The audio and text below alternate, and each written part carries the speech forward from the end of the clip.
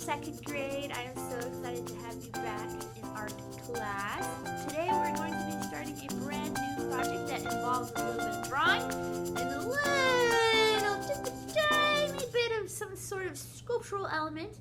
But it's not the sculptural element that you would normally think of, like statues or monuments or things like that. It's more of a drawing type of relief thing. So if I look at it on the side here, you notice that this is an accordion fold, okay? Now I'm going to go ahead and flip it over and you'll see that it's actually a drawing. But you know what? It's two drawings in one. So if I turn it this way, you see a tooth. And if I turn it this way, yep, it's a tooth fairy. So my two images relate to each other. Now this is a two-dimensional type of drawing because you can see two different sides of a drawing. So it's a two-dimensional drawing. Now, when I initially create my drawing, it's only one-dimensional because it's flat. It's right on a piece of paper. And if I was to turn this, it would still be flat. So that's a one-dimensional drawing. So we're taking two drawings that are one-dimensional and we're turning it into a two-dimensional drawing because you can see two sides or two different drawings. Pretty cool, okay? So I'm going to get you started on how to do this. Just the first part. We're going to talk about the drawings. Okay? When you create the drawing, what you're going to think of are two things that relate. So for example, on this one, this is a tooth fairy. And what relates to a tooth fairy? What does she do? She collects teeth when they fall out of your mouth. I love it when you guys lose your two front teeth. It's so cute. So when you do this, also notice that both of my drawings are vertical. So they're vertical because they're taller. This is vertical, right? Now, if I wanted to do it horizontally, I would draw something this way, horizontal. But both of my drawings either have to be vertical, both of them would have to be vertical, or both of them would have to be horizontal. Okay? And I'm going to show you how to get started on our two drawings. Alright, so I'm going to start out by drawing my first image, which is going to be a cow. Cows are kind of fun. I'm going to make mine a little funny. Hi, Miss Crane, what are you doing? Oh, I'm just drawing a cow. You can't really see it though, can you? Yeah. You can sort of see it a little bit. Oh, there's an eye. I'm going to draw some eyes and some ears. Wow!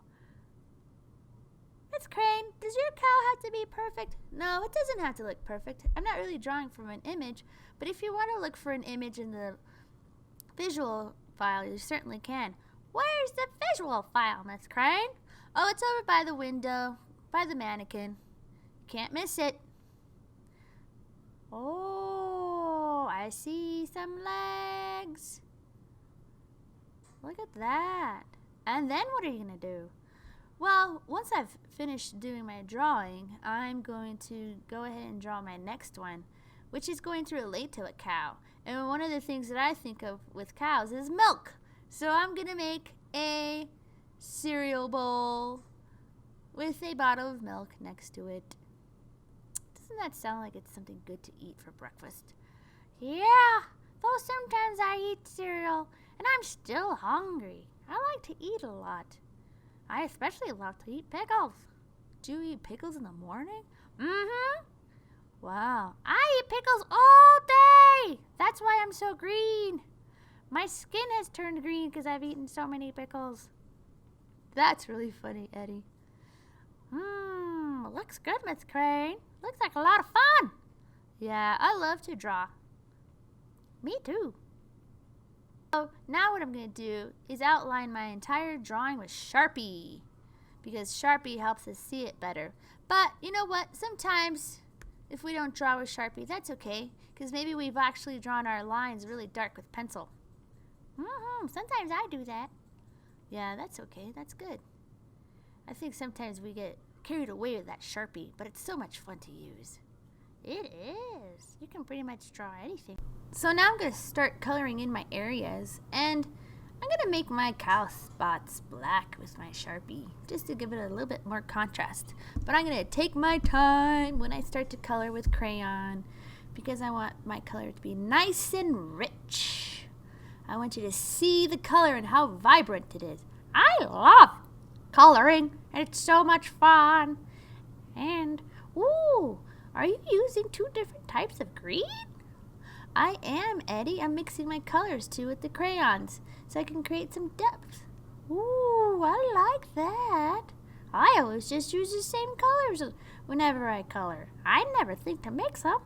Well, you should. It's kind of fun to mix your colors, even if it's not paint. I've never thought of that. Yeah, whoa. I'm going pretty fast, aren't I? Well, yeah, you color really fast. Well, wow, it's magical powers. Are you using magical fairy dust? No, you're the one that has the magical fairy dust. I just draw. All right, let's finish watching.